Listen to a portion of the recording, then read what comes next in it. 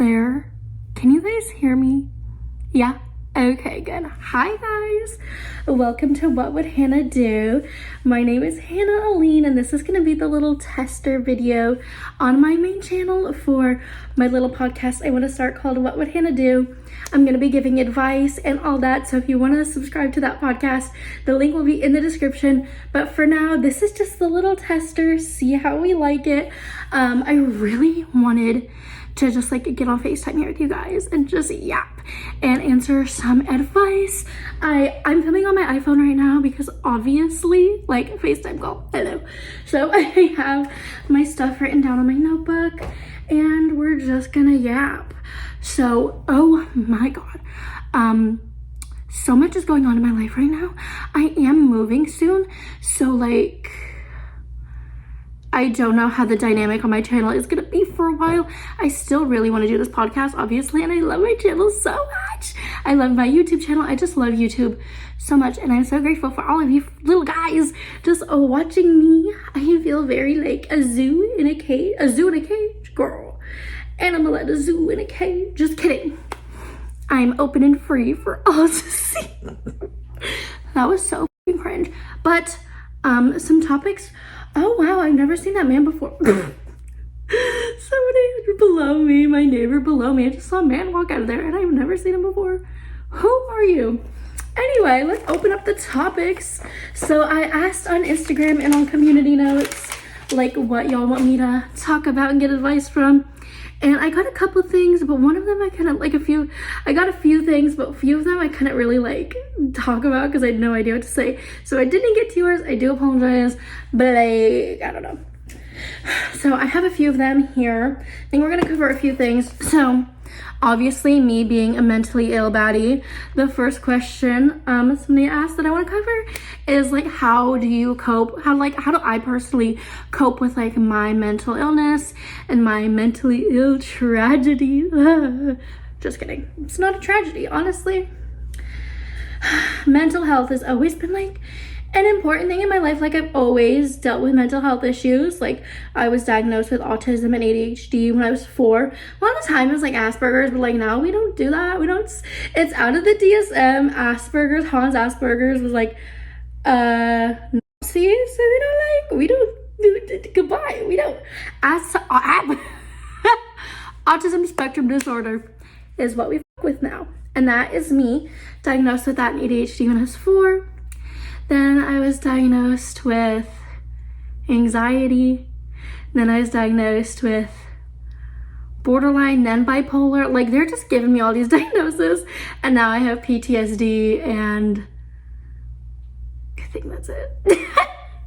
I'm collecting them all. I'm like Thanos with the mentally ill rings.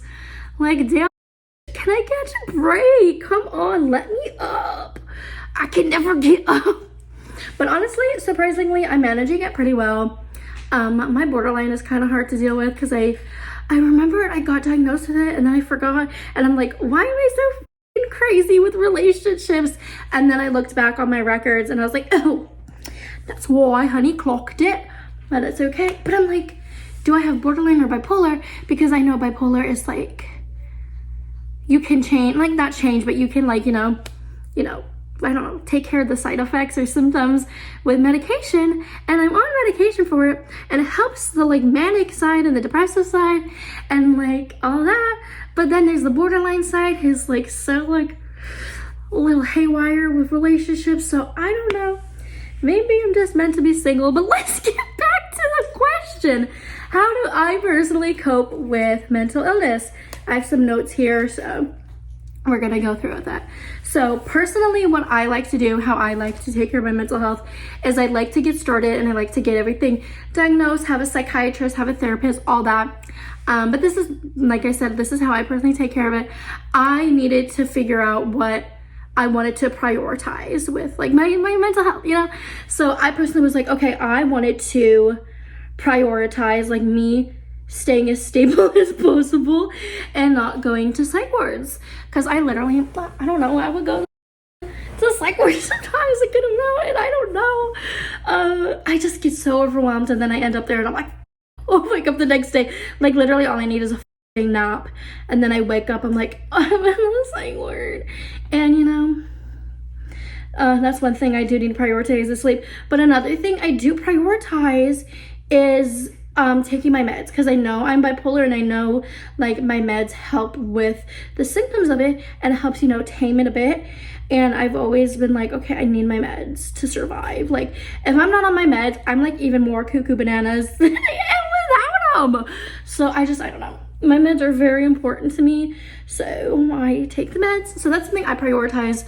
Hold on, I have to burp. Okay, it went away. Oh no, it's coming back. I have to burp so bad, but it's not coming out, so I'm apologizing. What else did I write down?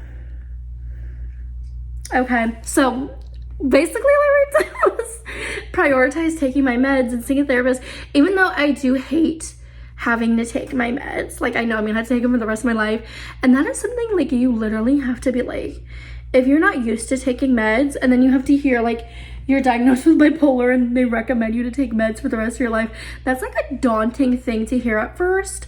But like I'm 27, I've dealt with this for so long, so it was definitely daunting at first when I heard that, but now I'm like, I'm chilling. Like it's a part of my routine now. I take morning meds and night meds, and it's like not detrimental to what I do. But I know some bipolar meds are like hard for like if you drink or if you smoke, but I don't really drink. I don't drink at all, and I don't smoke right now because I'm in Texas. That might change, but who knows? But really, it's like, I don't know. I just cope by, I also did like hella research on my diagnoses. Like I love doing research on mental health. I don't know what it is. I like crave the knowledge of the mentally ill. So so I just like to learn all about it, and I don't know. So basically, if you want to know how to like take care of your mental health, I say you really need to sit down with yourself and like prioritize what you think is necessary for you. What is necessary for me might be different for you. Even if we have the same diagnoses, I still think like everybody's approach to diagnoses are different. Like even though I personally know like it is recommended by doctors that you need to like take medication for the rest of your life to be able to manage the symptoms of bipolar. But if that's not something that's for you, that is totally fine. I'm not here to judge. I'm not here to shame. Okay. That is your path. That is your journey. I was on that journey for a bit too. Like my meds, and then I got manic, and then I tried to unalive myself and ended up in the hospital. So, but that's everybody's journey. Sometimes you just have to live it to learn it. Wow. Live it to learn. Look at me. I'm philosophical. Anyway, I think that's enough I can say about mental health, because like mental health, like I said, has always been so important to me. I love learning about it. I don't know, it's intriguing. I like to help people with it, but I don't know, I don't know, it's just interesting. Let's get into the next question. Oh, okay, this is like kind of falling into the aspect of like mental health. How do you, like, I found also, by the way, I found these questions like advice topics on the internet, because as I mentioned, I didn't get as many questions. So one of the ones I found that really piqued my interest, that I felt like I could really like give knowledge on, is how does one attempt to not compare themselves to others as much, which honestly is so valid in this day and age of social media. It is so freaking difficult to not compare yourself to every other girl you see, where like you're on Instagram and then you're just seeing like a bunch of baddies in a row. Like, pop off for the baddies. We love IG baddie. They're a baddie for a reason. But when you're not an IG baddie and you're like a normal girl, it's feeling that you're just a normal girl, like you get to comparing. And oh my God, Lord knows, I have been cursed with comparing myself to everybody and everything.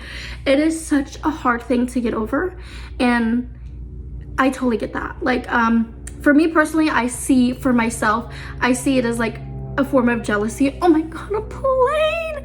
If you hear the plane, I apologize. It's kind of like a form of jealousy to me in a way, because I don't know, I do feel jealous when I see other people like, well, I used to, when I see other people like succeeding and getting all the things I want and looking how I want and just, you know, getting attention from people and getting love and stuff. And I'm like over here like 1,000 subscriber. Well, I'm so grateful for my 1,000 subscribers, but when you're comparing yourself to people with millions of subscribers, it's kind of like, damn. I don't know, because I totally, like, I get it. Like, I still compare myself from time to time because, like, I've been on YouTube for so long. I've been making videos for so long, and I just hit 1,000 subscribers in 2024. So, like, I 100% get comparing yourself. Like, it's hard. It's really hard when you see other people blow up faster than you or do something faster than you for something you've put in so much freaking time and energy into. So I get that. But back to the advice. What was the advice? I know everybody says this for like comparing yourself. You really have to just not like, you literally have to like grind this into your brain, tattoo it on your like, I don't know, frontal cortex, frontal lobe, that social media is basically Milo. Get out of the screen! He was interrupting my philosophical statement. So social media is literally just like a giant highlight reel for a lot of people. I know there's some people like me who are like trying to be more authentic on the internet, and like kudos to them, kudos to me, kudos mama. But majority of people on social media just don't, they just don't post like unauthentic things. Like, it's authentic to an extent, but they're gonna post like highlight reels. They're gonna post the amazing things that happen to them. They're not gonna post like them crying unless they're like silly goofy.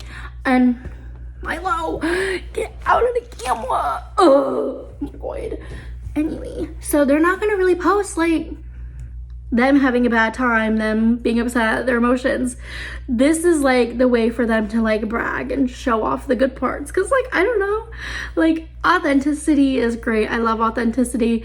I'm trying to grow my platform on being authentic, but there's also like, I don't know, people always posting their highlight reels, and that's them. But you do need to remember, majority of social media is a massive highlight reel. Like, that's what are gonna do. That's just social media. So if you're scrolling on Instagram and you're feeling like you're seeing all these people doing things and getting great things and like having great opportunities, and you feel like you're not, like, it's a highlight reel. They're just they're not really showing like all the hard work that went into it. They're not showing like anything but the good things. So like, you know, I can't really fully explain it right now for some reason, but like, highlight reel, you know. What else? Oh my god, this really helps with me. One person who I used to get really jealous of online was Aleene Morin, because she's so beautiful and she has so many things, and she does luxury hauls and she has properties, and that's like the kind of thing I want. I want to be able to own multiple properties and make a passive income and like invest in things and like have so many cool things and have some luxury items and just have such a bad like clothing line and like all these things. She's so inspirational to me, and she's so hot. I'm like, damn, I want to be hot like that. Like, I know I'm hot now, but I want to be hot like that. Like, anyway, but like, that's an example. Like, I was so jealous of Aleene for so long. I would be so jealous and like compare myself to Aleene.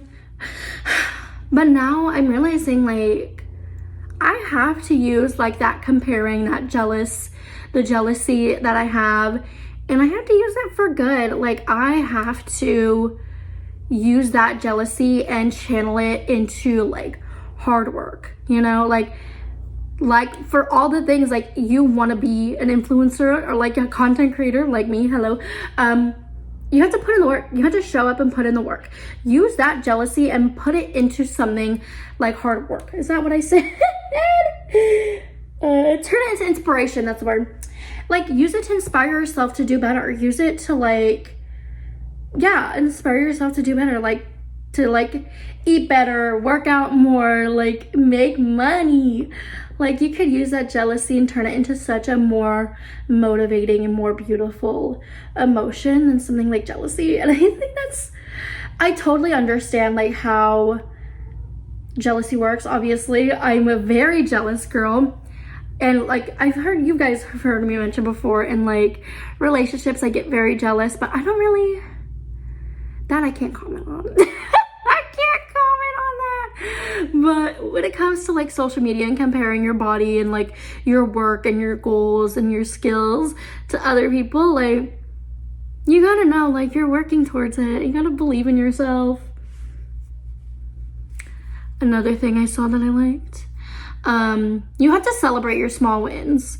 Like, no matter how small you think it is or how big it is, you always gotta celebrate every win you have. If you're into manifestation, I like to manifest. I love manifesting. Hallelujah, I love to manifest. If you're into manifesting like me, I heard this one time, like years ago, where they said you have to be grateful for every little thing you get. And then, you know, the more grateful you get, the more the universe or whomever you believe in will provide for you, because you're grateful. They'll know you're like, you know, more grateful, and will be grateful for, I don't know. But like, you gotta like be thankful to whatever happens. Like, even if you're driving to the gas station or the grocery store and you get green lights all the way, not a single red light, like, you have to be grateful. You don't have to, I mean, I like to say thank you to whomever. I'm like, thank you, thank you, thank you.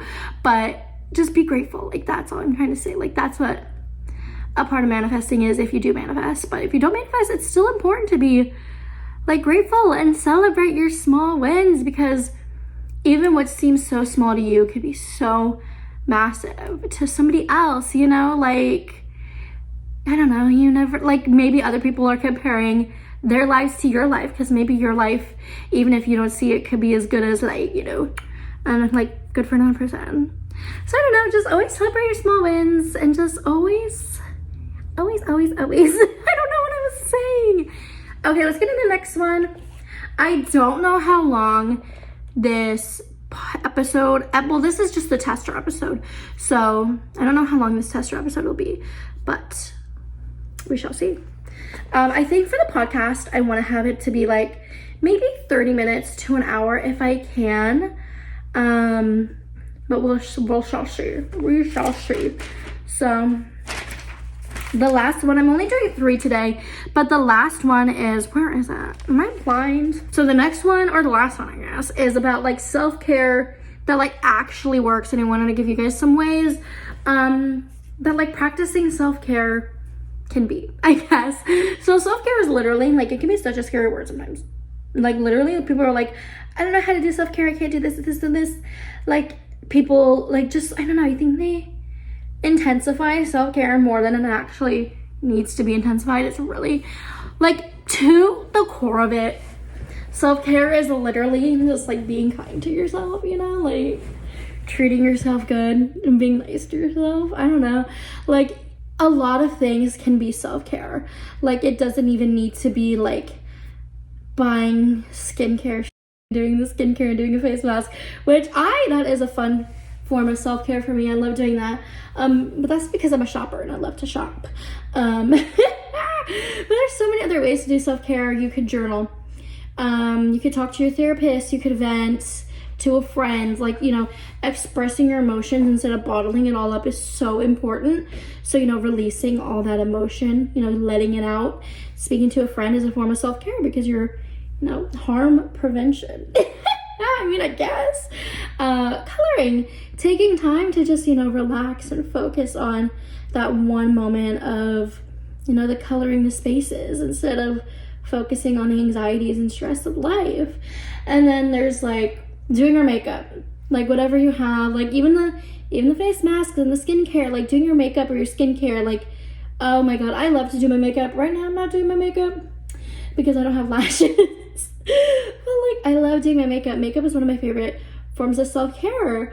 There's also listening to music. Even listening to music can be a form of self-care, because you're just like sitting there and, like, you know, take the time to focus and listen to the music you're listening to, and just, you know, sit there, vibe, relax. Like, that's a form of self-care. Like, literally anything you do that brings you joy and takes care of you, whether it be physically or emotionally or internally, is self-care. Taking a bubble bath, not even a bubble bath, taking a hot bath, just chilling, meditating, listening to music. Like I said, there's so many avenues for self-care that It's like there's so much you can do. No matter like where you are, where you're at, like there's so many things you could do to just practice that self-care. Like even grounding techniques, like reconnecting yourself to the moment instead of worrying about the past or stressing about what's going on in the future. Just ground yourself in that moment, rub your little toesies in some grass, just ground yourself with the present is so, it's just so like, freeing, like, it's just great. Also, another one that's before I get like in deep is I love to like get cozy lights and just like get it all comfy cozy in the house, like doing everything, shower, do the hella moisturizing, do all of it, and then like put the nice lights on, put on like nice bed sheets, and then just like watch a movie, just chill the out, And then another one is setting boundaries, not allowing yourself to fall into like stupid that bothers you that people do. Like if one of your boundaries is, I always struggled with figuring out what exactly a boundary is, but like if one of your boundaries is with a friend, like you don't want to talk about a certain thing and they keep bringing it up and it stresses you out, like you need to set that boundary and not not let them talk about it, because them stressing you out is literally not the vibe. It is not it. Like it is not a fun time. Obviously, stress is not fun. Duh. Hi, Jack. Hi. Say hello to the camera. Pose. He didn't want to pose. So how rude. And another thing is, oh my god, I have hair. Whatever. Is positive self-talk. Literally, like I know, like talking about yourself, like even if you're jokingly saying rude things about yourself, like, oh, I'm so dumb, oh, I'm such an idiot, oh, I'm so ugly, like that's like it tricks your brain into thinking that you actually believe that, and then you start to believe it, and then you get like terrible self-esteem. So it's so hard to get your brain and to get yourself like into saying things positively about yourself when you are so used to speaking negatively about yourself. Like I think I'm doing pretty good right now lately with the positive self-talk. I haven't really said anything bad about myself in so long. Like I know I'm smart, I know I'm intelligent, I know I'm funny, I know I'm pretty, I like know all these things, but like it is so hard to get there. It took me years to get to this place because I used to be so insecure. And positive self-talk is really like, I don't know, even like it literally like it literally kind of like, I don't know, added like a glow to me, like a little spark of life, like because I just feel so good about myself and I feel so proud about myself, or of myself, whatever. And I'm not embarrassed to be myself. I'm not ashamed of me. I'm not scared to be me. I literally honestly don't even have that much anxiety anymore, unless like certain things happen, but I truly don't like have that much anxiety because like I just don't care what people think. I only care about what I think, and I think I'm awesome, so why would I care what anybody else thinks? So positive self-talk can really like turn your whole world around. Like when I'm having negative self-talk for a long period of time, I'm literally like depressed and anxious, and I'm just like don't leave the house. But now that I'm using positive self-talk, I'm like happy and like I'm willing to leave the house and like put on fun outfits and like do whatever I want, and I don't give a flying about what other people think of me, okay? Because I don't. Oh, sorry, Jack. He's licking my hand, as you can see. But I just think it's so important to just be kind to yourself. I think this is just like the taking care of yourself episode, because I know it's so hard for some people to take care of themselves. Like that is such a scary concept for some people, is to focus on themselves, because a lot of people are givers. They give all of themselves to everybody, and they give, and nobody gives to them.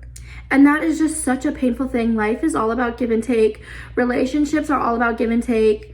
Like if somebody is not giving back to you the amount of like the love and attention and whatever you're putting into the relationship with them, I don't think it's worth it to have them around, because if they are not giving back what you give and all they're doing is take that. So I don't know how I got to that topic, that part of give and take, but I did.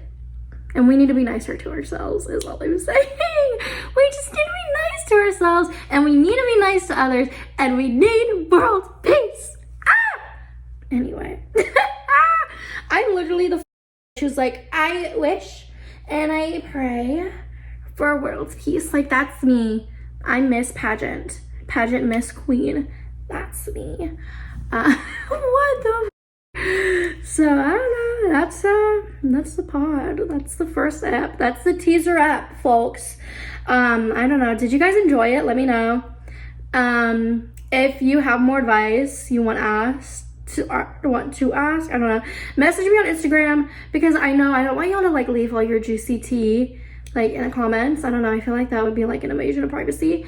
I love a stupid joke, but I'm not gonna say it. Stupid. Oh, I gotta stop laughing. So just message me on Instagram. My Instagram is the same on here. It's Hannah Aleene. I think I have my message request open, so y'all can just send it to me, and like I'll find it. I check my message requests all the time, so I'll find it and just leave a little message saying that. I don't know, give me some stuff to give advice for. That'll be the podcast. What's the word? Podcast episode 1 premiere. Podcast premiere. It's gonna be what would Hannah do. I'm quite excited, honestly. I think this is gonna be banging. I think this is gonna be fun. I just hope you guys have a lot of fun on my podcast. We're gonna have FaceTime vibes, bestie vibes. Y'all are my besties, okay? But I have to go, besties, because my mom is taking a nap. I'm so sorry. My besties, I'm gonna go, okay? I have to go, and y'all have to go. Y'all have shit to do, I'm sure. I don't know why I have these. But I'm gonna go. Okay, besties. I love you. I hope we can talk soon, okay? Mwah.